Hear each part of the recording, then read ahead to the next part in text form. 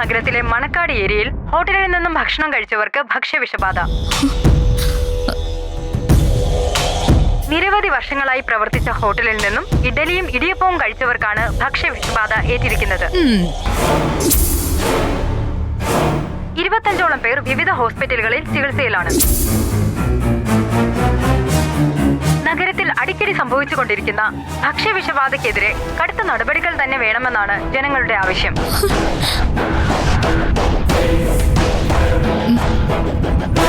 എന്താ? ഒന്നുമില്ല, ഞാൻ ആ ന്യൂസ് കേട്ടപ്പോ. അതോ പറഞ്ഞതിനൊക്കെ പകരം വിട്ടിട്ടേ പോവൂന്ന് തീരുമാനിച്ചോ? അല്ല മാഡം, ഒന്ന് ഇറങ്ങി പോവാവോ?